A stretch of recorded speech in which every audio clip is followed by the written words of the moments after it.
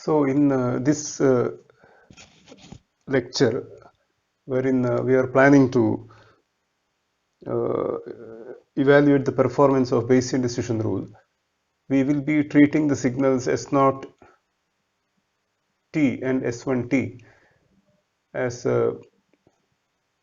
real signals.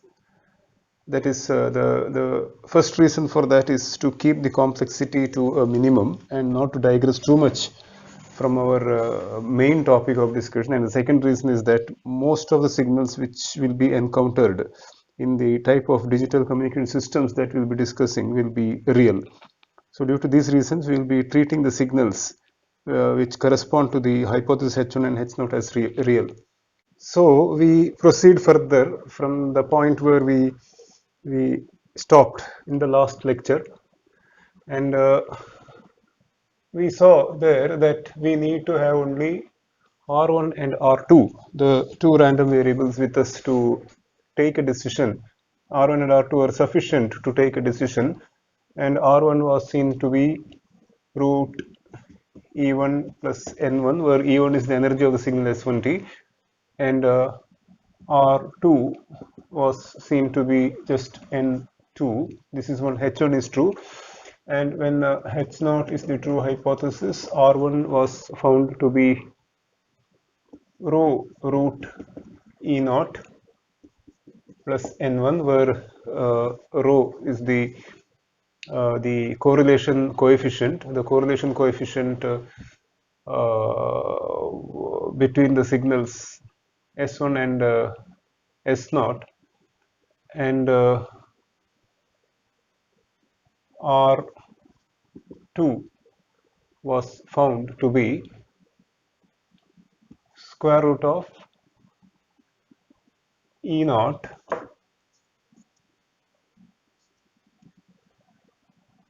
square root of E0 1 minus rho square. So plus N2, of course. Now, before I proceed further with the performance evaluation, discussion on performance evaluation, let us quickly recall that when NT is additive white Gaussian noise, these N1, N2, these will also be Gaussian, and they will be independent. N1 and N2 will be independent to each other, they will be Gaussian. And NT being a white noise process, its power spectral density will be flat, and if its two-sided power spectral density is N0 by 2, say N0 by 2 watts per hertz, then the variance of N1 as well as N2 can be shown to be equal to N0 by 2. So without deriving this, I am just stating it here as a fact. Derivation is straightforward. You can see that in any standard textbook. So NT is additive white Gaussian noise, means N1 and N2 will be Gaussian. They will be of zero mean. Of course, NT is zero mean. N1 and N2 will be Gaussian, zero mean, and they will be statistically independent. NT has a two-sided power spectral density of N0 by 2, means N1 and N2 will have variance of N0 by 2 each. So with this, we will proceed, and now let us proceed with the evaluation, the steps, the further. Let us see what are the steps involved in arriving at the performance, or how we carry forward the performance evaluation. Now, we can see that N1, as I said, now is zero mean Gaussian with variance N0 by 2, and hence R1, density function of R1 given H1 is the true hypothesis, can be easily written as 1 by root of 2 pi sigma, that is, and sigma is root N0 by 2, because I just now said that the variance will be N0 by 2 if NT has a two-sided power spectral density of N0 by 2.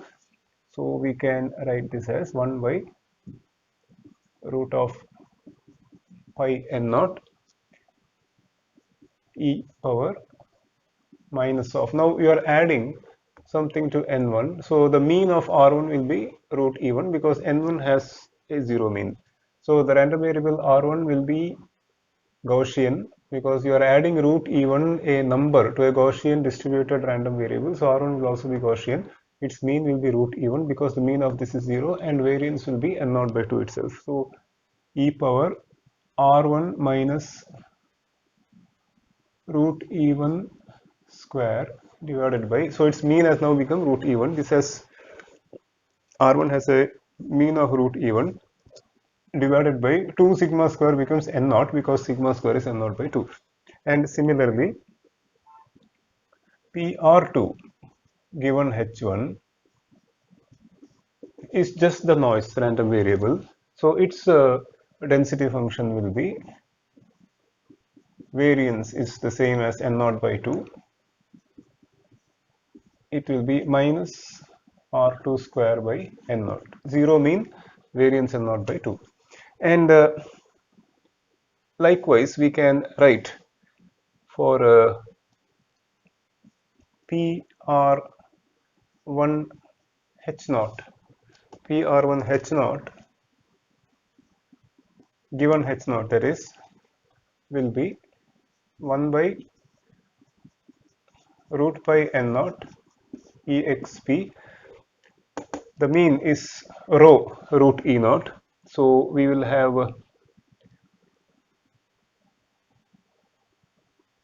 R1 minus rho root e naught square by n naught. It will be rho e naught square by n naught. Now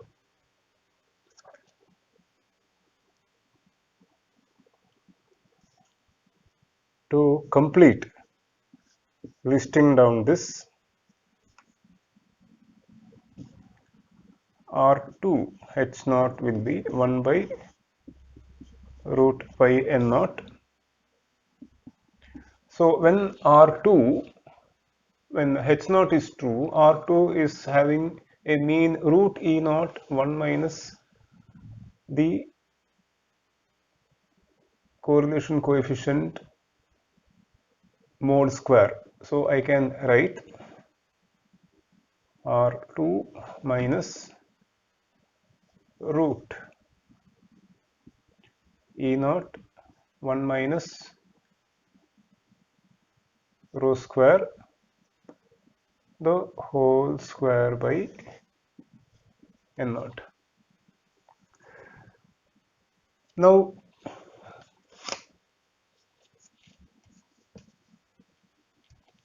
what is received is of course the random vector R. What is received is the random vector R, which has components R1 and R2. R3, R4 and onwards we are discarding because of the reasons which I explained earlier. So it has components R1 and R2, which means that, and again R1 and R2 are statistically independent, which means that the joint density function, the joint PDF of R, the joint PDF of the received random vector given H naught or H1 is the true hypothesis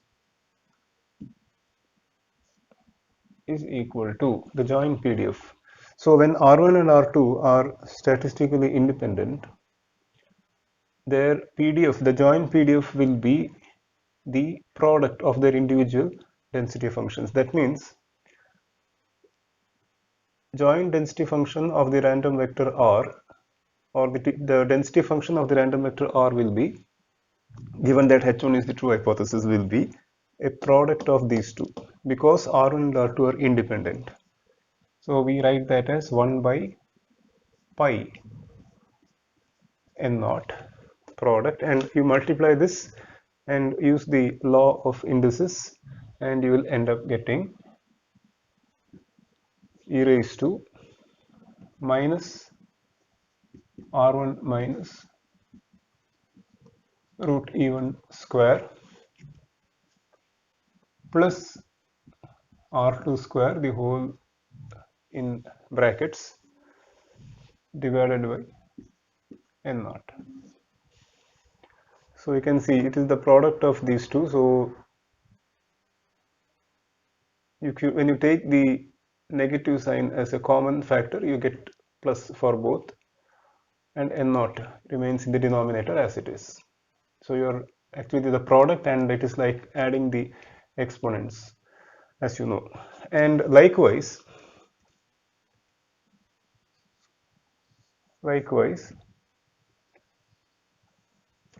similarly, we can write joint density function given H naught is the true hypothesis. So that will be the product of these two, and we get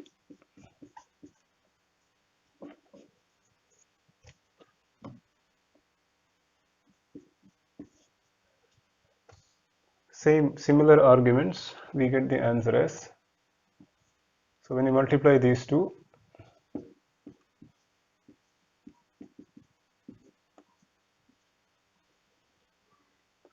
you can easily verify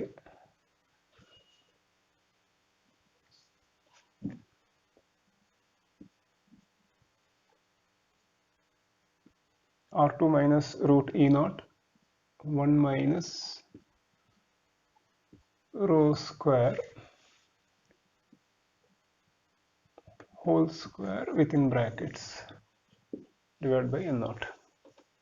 So I'm sorry I have gone to the edge of the board, but if you have followed this, you'll be able to do it on your own. So it is the product of these two that we have here.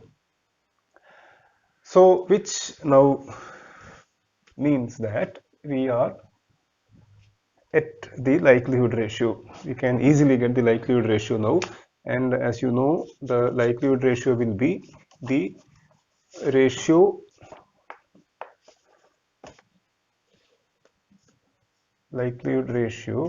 is equal to PR H1, that is density function of the received random vector given H1 is true, divided by density function of the given random vector given H0 is true. So when you divide, that is basically, this is nothing but, maybe I can write here itself, it is nothing but this, divide, and that means this is going to get cancelled. You can bring this to the numerator and the numerical sign flips, and then you can use the rule of, or you can merge the exponents together. And I will not work it out on the board, because you just have to expand these brackets, and certain terms will cancel off, certain terms you can combine. So I will not work it out here, because it will be simple steps, maybe moderately lengthy, but simple steps. So I will write the final result. The likelihood ratio will be e power, as I said now, just now, these two will get cancelled, e power minus 1 by n naught, that will be the common, minus 1 by n naught will be common, and rest of it will be, as I said, I am writing the final simplified answer, e1 minus e naught plus 2 r1 rho root e naught minus root e1 plus 2 r2 square root of 1 minus rho square e naught. This bracket is for this, and then this is for this, which now says, of course this will be compared, this is what we are going to do, this will be, needless to say, we will, the decision making process is to compare this with the ratio of the probability of occurrence of H naught in the numerator, of course, and H1 in the denominator, P naught by P1. Now, as you can see, since there is an exponential here, exponential term is there, it is better to operate with the log likelihood ratio. So we take the natural log of this, and we get, when we take the natural log, and we get the log likelihood ratio, which is nothing but 1 by, remember I am taking the natural log of this, so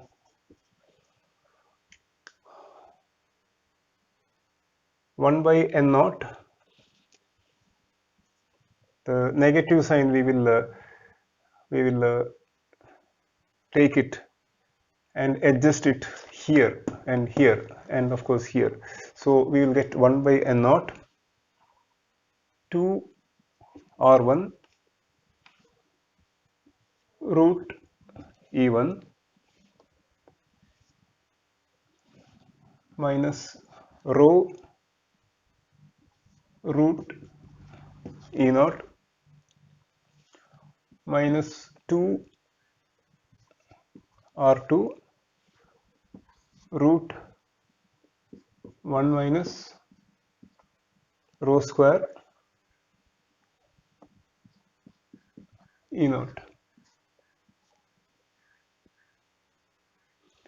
plus e naught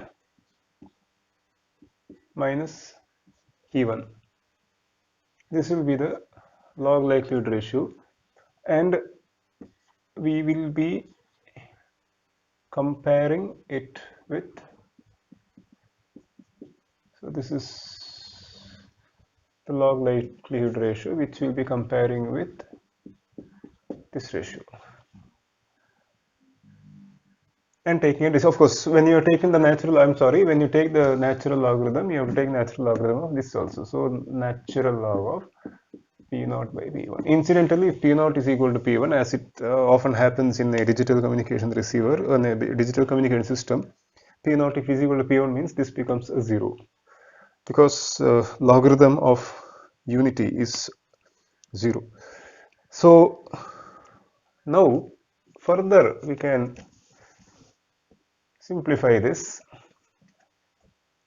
and we can retain only R1 and R2 on one side of it. That means we can retain only R1 and R2 on the left side, and rest of terms we can take on the other side. And if we do that, again I will skip the steps because it's quite simple. As you can easily see, you can take this 2 here. Say for example, you can do this, whatever is possible to do here itself, you can take this, and consequently this will be like this, and then n naught by 2 you can multiply here. So maybe I can do it here. So this into n naught by 2, and then this term can be taken over there. So what we get will be r1 root e1 minus rho root e naught, and then of course rest of it minus r2 square root of 1 minus rho square e naught, and this we are taking that side, so we have it here like this, and we are comparing it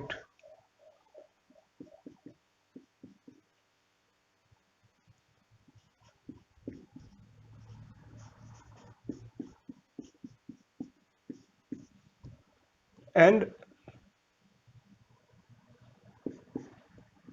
we have taken this over there. So this is the final log likelihood ratio test is like this. So having received R1 and R2, we multiply R1 with this which will be known to us, R2 with this which will be known to us, we take a difference, and then we'll compare it with this, which can be computed in advance and kept as a threshold. So we'll be comparing it with this, and if it is more than this, you declare H1, less than this means you declare H0 as a true hypothesis. And error is going to happen in the decision making if H0 is the true hypothesis, but you end up getting this as more than this, and vice versa, of course. Now we will write this in a very compact form so that we can find out what is the probability that the decision making process will commit an error. So we can write this as equal to capital gamma compared with a threshold small gamma subscript t. So that is the threshold we are comparing, and this is nothing but this,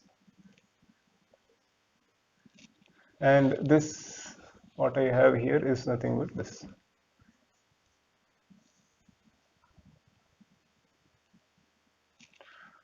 So we can see that this capital letter gamma is itself a random variable. It is a random variable because it is a sum of two independent random variables, R1 and R2. Of course, R1 is multiplied by a constant and R2 is multiplied by another constant, and then we are adding it.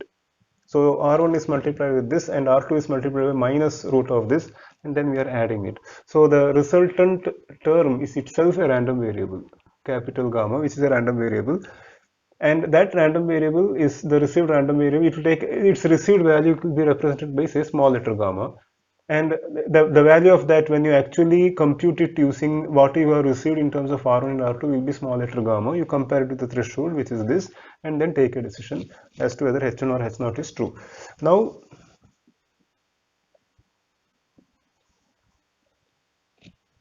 if we are able to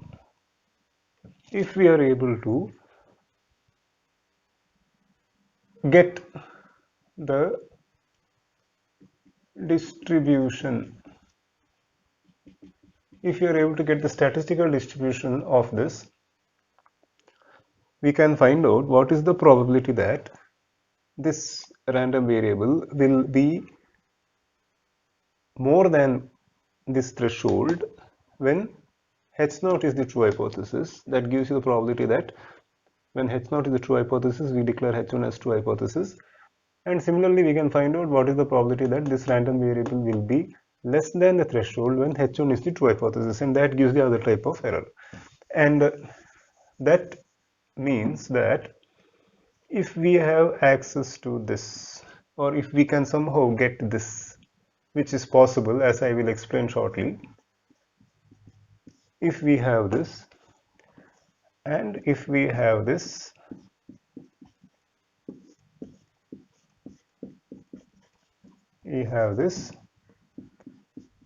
we can find out, we can find this out.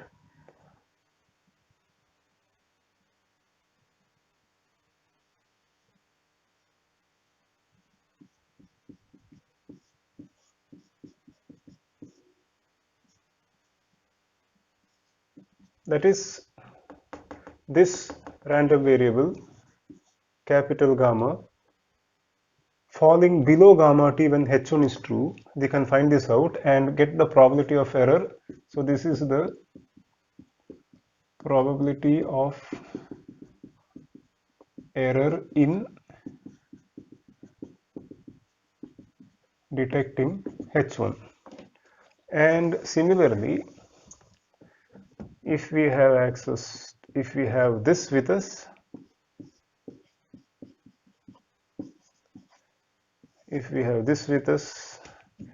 we can find out this probability, which will be the probability of error in detecting H0, because whenever this is above gamma t, we declare it as H1, so that's an error. So how do we get this? Let's take a look now how actually we could get the density function of this random variable, and once we have it with us, our job is done, so to say. Now we, as just now observed, we have noted that our decision rule will now be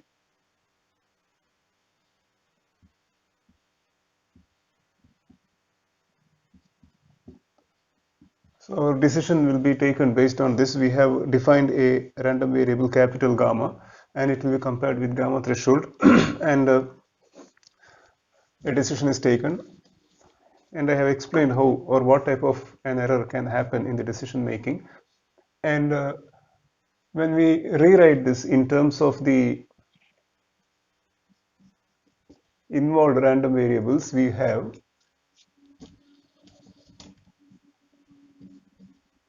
R1 into root E1 minus rho root E0 minus R2 root of 1 minus rho square E0. So with the signals as a real, the correlation coefficient will be real. So we need not have to specifically write it as modulus of rho square. And this is the gamma which we saw in the short while ago. So this is the gamma and it is compared with the threshold, and that threshold will be n0 by 2 log, sorry, natural log, that is natural log P0 by P1 plus E1 minus E0 by 2. So this is the threshold with which it is compared. Now before we go further, we have to, as I said in a short while ago, this we have to characterize, we have to find out what is the density function of this, and that is possible quite easily because we can see this as the random variable R1 multiplied by root E1 minus rho root E0 plus random variable R2 multiplied by minus root of 1 minus rho square E0. So we can visualize it like this, and R1 and R2 are well characterized in the sense we know that they are Gaussian, they are independent, and we know that their variance is n0 by 2 each, and their mean depends on which hypothesis is true. And when we add Gaussian distribution, so before we add, we see that R1 is Gaussian distributed and it is multiplied by a constant. When we do that, what happens is that the density function does not change, the statistical distribution does not change, but the density function, the nature of density function does not change. This will still be Gaussian, but its mean will get multiplied by this and the variance will get multiplied by the square of this. Similarly here, when we see, this will not alter the Gaussian distribution of this random variable. It will still be Gaussian, but its mean will be multiplied by minus root 1 minus rho square E0 and variance will be multiplied by 1 minus rho square E0. So, and then effectively we are adding two Gaussian distributed random variables, and that rather Gaussian distributed independent random variables, and this result will also be Gaussian, which means that capital gamma will be a Gaussian distributed random variable. Because I repeat that again quickly, R1 is Gaussian distributed, R2 is Gaussian distributed, they are statistically independent. R1 is multiplied by a constant. This does not change the density function of this. This will still remain Gaussian, but its mean will be multiplied by this, variance will be multiplied by the square of this. Similarly, when you multiply R2 with this, the statistical density function distribution remains as Gaussian itself for this. Its mean will get multiplied by minus root of 1 minus rho square E0 and its variance will be multiplied by the square of this. This is the only change that's happening. That means we have effectively the sum of two Gaussian distributed random variables which are independent, and the resultant random variable capital gamma will also be Gaussian because you're adding two independent Gaussian random variables, and the mean of this will be the sum of the mean of these two, and variance will be the sum of the variance of these two because they are independent. So with that knowledge we can write down the expression for, with this knowledge we can write down the expression for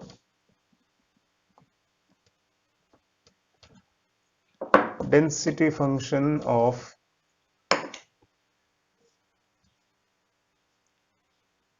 gamma given h1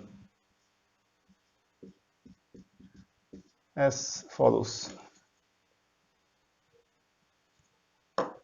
We can write the expression as follows. So we note that when h1 is the true hypothesis, R1 has a mean of root even and it has a variance of n naught by 2. This was seen a short while ago. And R2 has a mean 0 and variance n naught by 2. So this is the mean, this is the variance.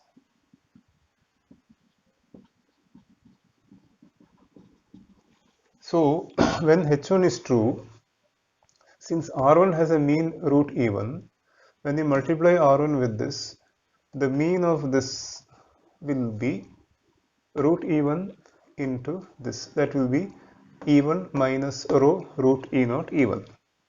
So that means, okay, so the mean of this, what I am about to write here, I will write one by one, then we will formulate it. We will write the expression. Mean will be the product of this, right? Even minus rho root e naught even, and the variance, of course, variance will be the variance of R1 multiplied by the square of this. Variance of R1 is n naught by 2, so n naught by 2 multiplied by the square of this. This will be the description of this, and it will be Gaussian distributed. So this will be the, so it's Gaussian distributed, its mean will be this, its variance will be this. Once we know it is Gaussian distributed, its mean and variance characterizes it completely. Now coming to this, R2 has a mean 0 when H1 is the true hypothesis. That means the mean will be, the mean of this will be, R2 has a mean 0, so the mean will be 0 because 0 is multiplied by this, you will get the result as 0. And variance will be variance of R2 multiplied by the square of this. That gives us n naught by 2, 1 minus rho square e naught. So, and again, this completely characterizes this random variable, the product of R2 and this, because we know its mean, its variance, and we know this is Gaussian. Now, the sum of these two is what we are about to write here. The conditional density function of the sum of these two given H1 is true. And that we can write because we know that when you do this, this will be Gaussian distributed. Its variance will be the sum of the variance of these two. Its mean will be the sum of the mean of these two. So with that knowledge, we can write down the conditional density function of gamma given H1 easily as equal to 1 by root of 2 pi. In place of standard deviation, root of sigma square, that is sigma, we will have to write square root of,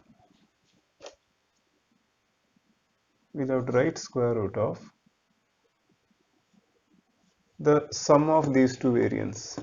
You have to write the square root of the sum of these two variance. Now that will be n naught by 2. I'm going to add these two, root E1 minus rho root E naught square plus n naught by 2 1 minus rho square E naught. So this as a whole will be there under root, and then e power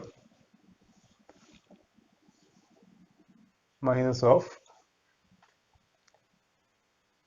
gamma minus. Now the mean of gamma given h1 is the true hypothesis will be the sum of the mean of these two, rather, which will be E1 minus rho root E naught E1 whole square, or rather you are adding it up, and 0 plus this will be this, and then you are subtracting it from gamma whole square, because the mean will be the sum of these two divided by 2 into sigma square. So that will become n naught into root, that is, we just have to do 2 into this, whatever we have inside the square root here. So n naught root E1 minus rho root E naught square plus 1 minus rho square E naught. So this will be the conditional density function of gamma given h1 is the true hypothesis. And now we take a look at what happens. When h0 is the true hypothesis. When h0 is the true hypothesis, R1 is having a mean of rho root E naught and variance n naught by 2 as earlier, and R2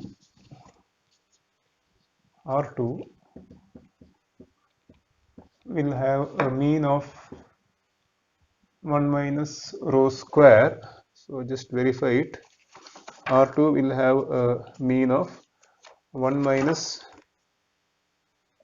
rho square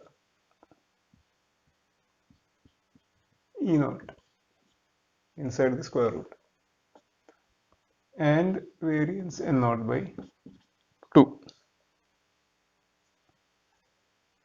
That means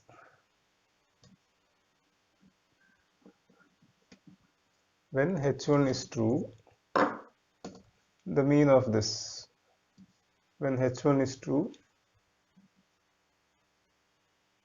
mean of this will be rho root E naught into this.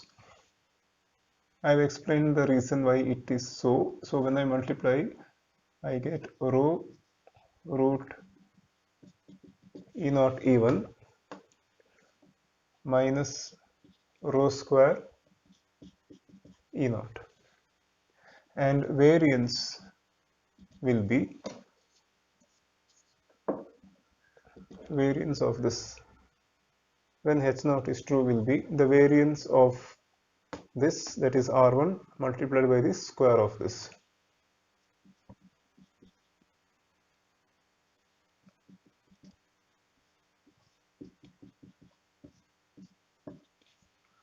Now moving on to this side,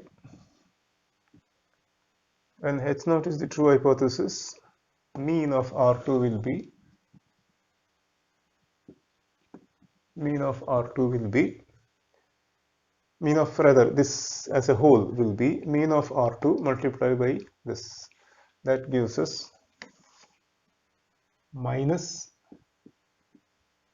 1 minus rho square E naught, and variance will be the variance of R2 multiplied by the square of this. So that will be n naught by 2 1 minus rho square E naught. And with the help of this, we can now write, as we wrote this down, we can now write the expression for, maybe if there is sufficient space here, I will try. We can write the expression for the conditional density function of capital gamma, given that H naught is the true hypothesis, as equal to, if you observe carefully, the variance remains the same as this, same as the variance of gamma when H1 is true. So 1 by root of 2 pi square root of n naught by 2 root E1 minus rho root E naught square plus n naught by 2 1 minus rho square E naught. So the variance remains the same, which means that the spread of these two density functions will be the same. Their mean, of course, is different. E power. So if we substitute, this is the mean, the sum of these two will come over here. The sum of these two will come over here, and we will have minus gamma, the sum of these two. So you can see that rho square, certain terms we can easily cancel here itself when you add these two. Minus rho square E naught and plus rho square E naught will cancel each other out, and we will have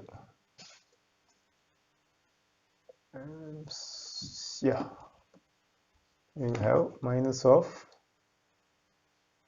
gamma minus. So when you add, as I said, you will have rho square E naught, because this negative sign will make this plus. Rho square E naught minus rho square E naught is going to cancel. Rho root E naught E1 minus 1. So rho root E naught E1 minus E naught. This is minus 1 into E naught will give minus E naught. And this will be there in the, this will be the mean of capital gamma, the random variable capital gamma, when H naught is the true hypothesis, divided by n naught and the rest of the terms. So I will not write, because the variance is the same. So rest of the terms, whatever you have here, will appear here. So this is how we could we can get the density function of the conditional density function of gamma, given that H1 is a true hypothesis and H naught is a true hypothesis. So if we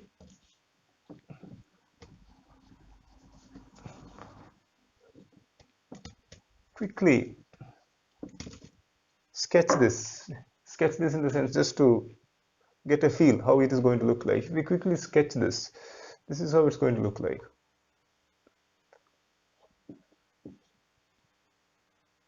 We will have say this is equal to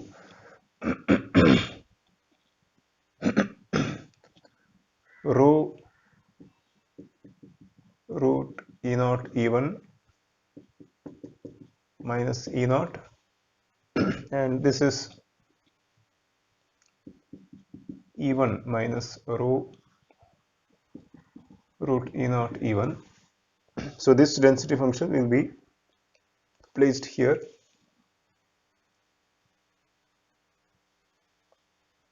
So it's freehand sketch, and this one will be placed here.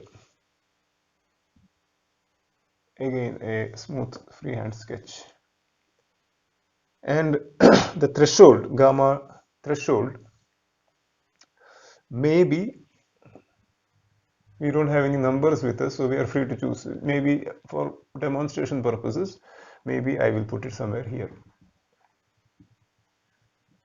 gamma t, and we know that gamma t is equal to we know that gamma t is equal to n naught by 2 natural log p naught by p1 plus e1 minus e naught by 2.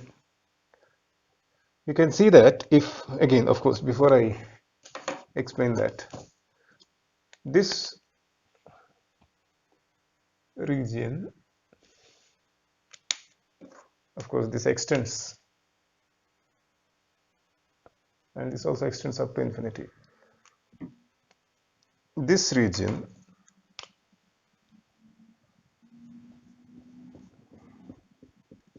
this shaded region, this area which I have shaded goes on. This area is the probability of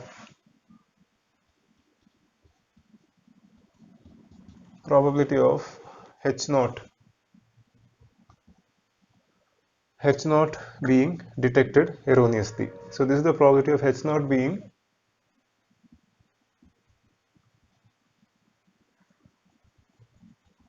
detected as H1, and this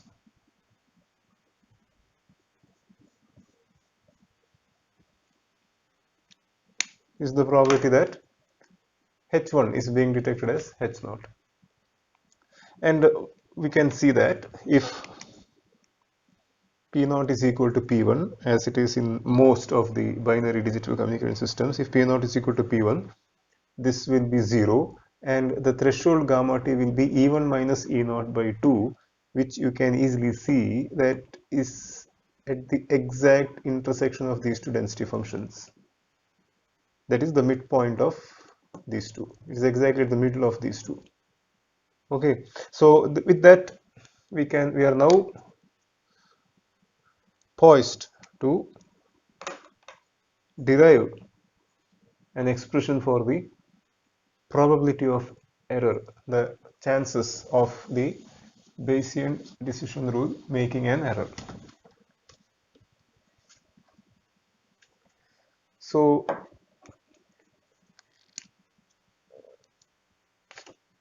first we will find out what is the probability that H naught gets detected as H1.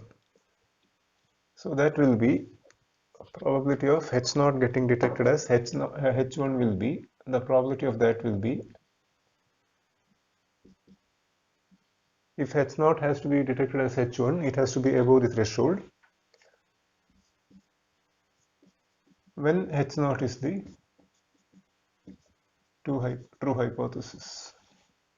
And we have this expression over here, we had it just now, so I'll write down that expression here.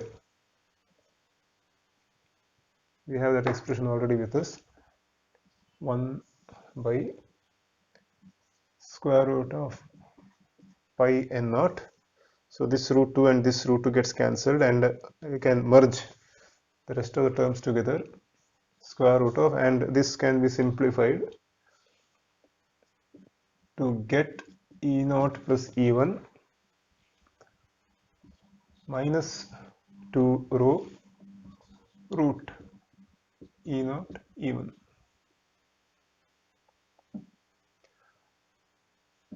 And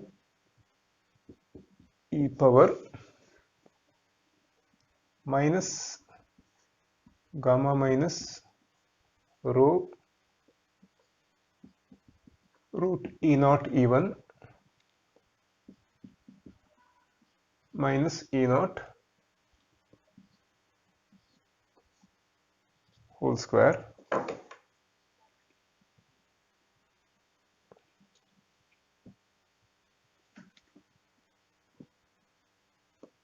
divided by n naught, again that simplified form what we have here, n naught into E naught plus E1 minus 2 rho root E naught E1. So this is the density, I mean this is the probability of H0 being detected as H1, and we can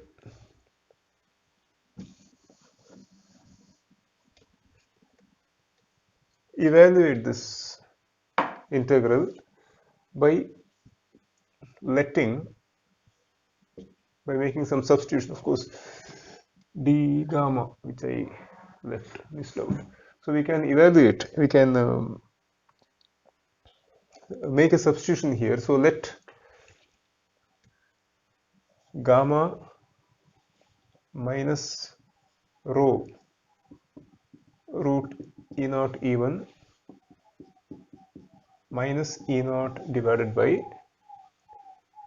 root N naught by 2 E naught plus E1 minus 2 rho root E naught E1. Let this be equal to, say, x.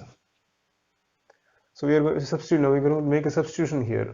So that this px in this integral, which means that d gamma will be equal to square root of n naught by 2 E naught plus E1 minus 2 rho root E naught E1 dx.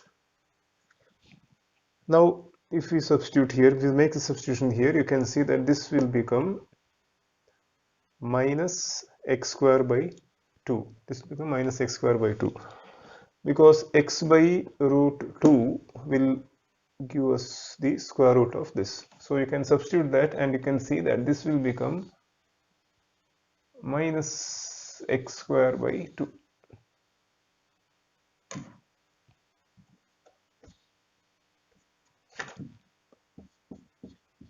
Minus x square by 2. D gamma, which was there, will become dx into this and this will get cancelled. You can see here that root of, so maybe I will rewrite it very quickly to make the visualization easier. You can see root n naught by 2 is there, root of E naught plus E1, all those things are here. So this, when I substitute here for d gamma, this term and this term will get cancelled, and we will end up with this. So this is the advantage. We can simplify the expression, and very importantly the lower limit will change, because when gamma is, this is the substitution we have made, when gamma is gamma t, x will be gamma t minus this divided by this. So the lower limit here will change because of the substitution we have made. Gamma t minus rho root E naught E1 minus E naught divided by root n naught by 2 E naught plus E1 minus 2 rho root E naught E1. So this is what it is going to look like when we make the substitution, and we know that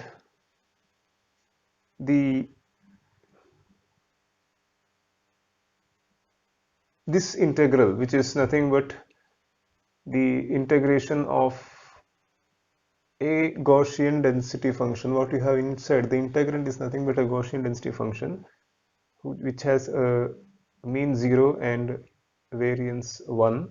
It is integrated from some lower limit to infinity. In fact, upper limit does not change because of the substitution. I didn't explain that. You can easily visualize, you can easily understand that.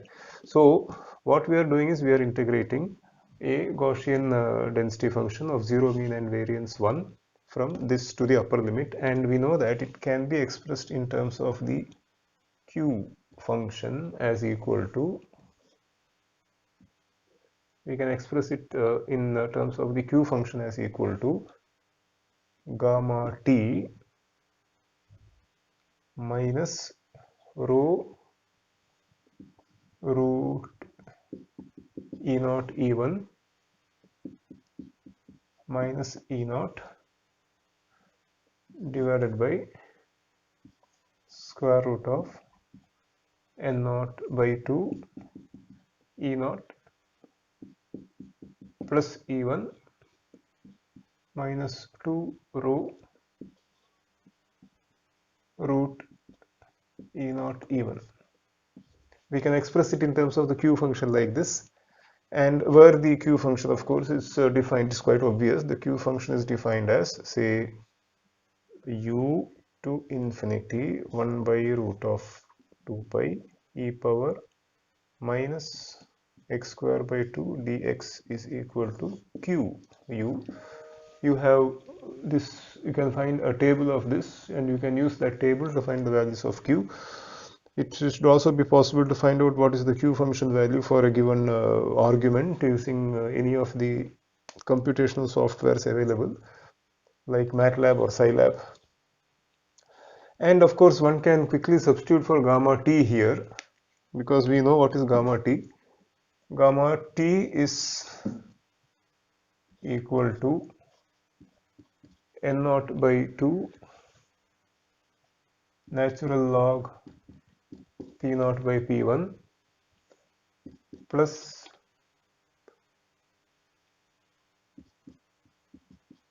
e1 plus e naught by 2.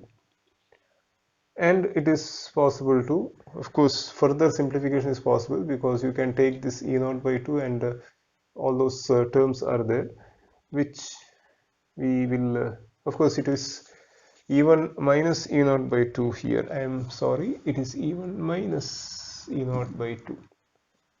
e1 minus e naught by 2.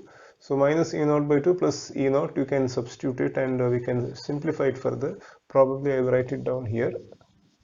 Since I have taken it this far, I will complete that step also. We have n naught by 2 natural log of p naught by p1 plus e1 plus e naught by 2 minus rho root e naught e1. So we can write the expression for the probability of error in detecting H naught like this. And similarly, we can write the, so I will not work out all the steps again. We can write the, if you make a similar substitution, which I leave as a simple exercise for you, we can write the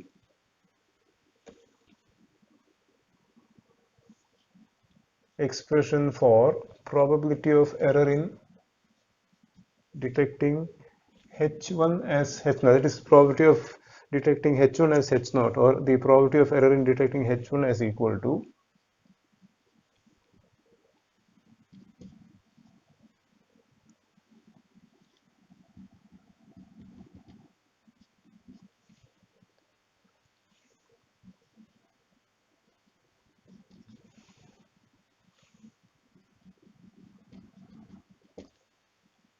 the steps will be repetitive, so you are urged to go through the steps and verify this. So we can write it like this: 1 by root of 2 pi exponential minus x square by 2 dx. We can write it like this. And as I said earlier, what we are doing here is that we have a zero mean unit variance Gaussian distributed random variable, which we are integrating from a certain point, say this, which is this, to minus infinity. This is what we are doing. Now this area will be the same as this area will be the same as, looking at the reflection of this over here, this area will be the same as this area. This area will be the same. So the black shaded area here will be the same as this area, which means that we can write this as equal to, the negative of this coming here, and infinity going there. So that will be, so from this to minus infinity, I'm getting the same result by doing it from this to infinity. So we can write this as equal to, the same thing will become E1 minus rho root E0 E1 minus gamma t divided by square root of N0 by 2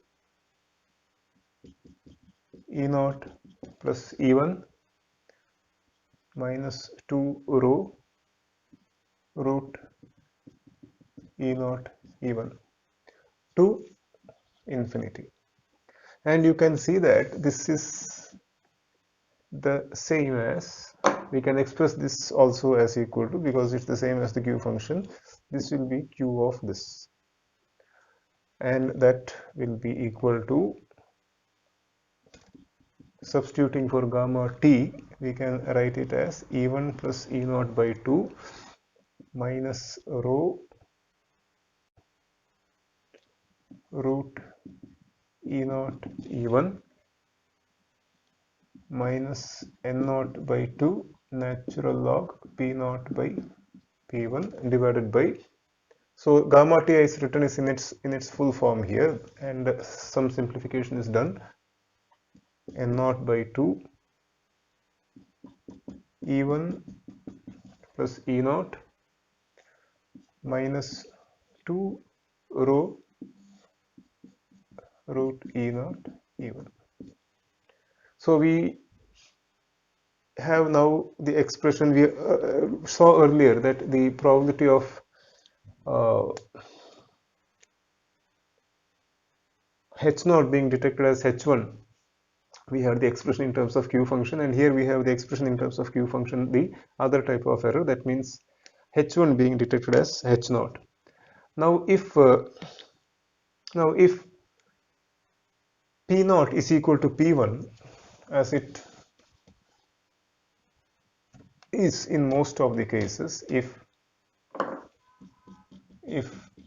P0 is equal to P1 is equal to 1 by 2, as it happens in most of the cases, we will have this as 0. We'll have this as 0, and you can see that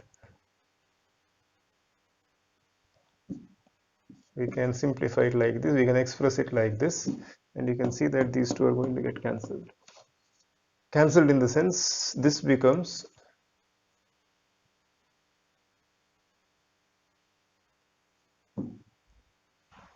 square root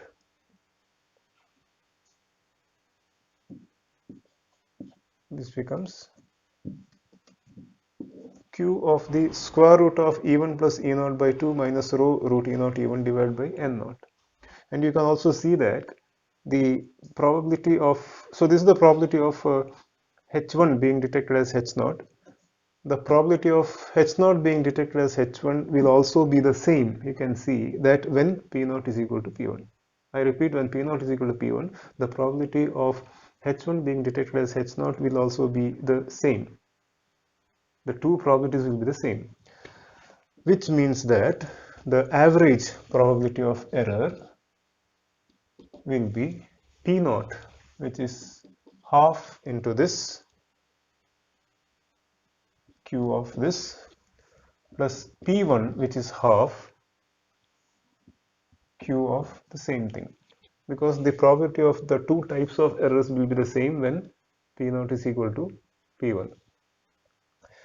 And the expressions will be the same rather. Yeah, that means the probability will be the same, which means that this will be equal to Q square root of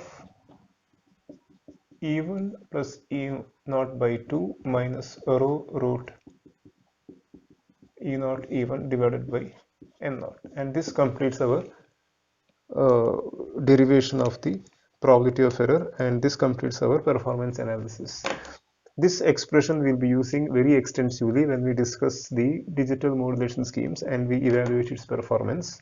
We will not rederive the whole thing. We'll directly use this expression and plug in the required, because S1 and S0 will be defined in different ways in different modulation schemes.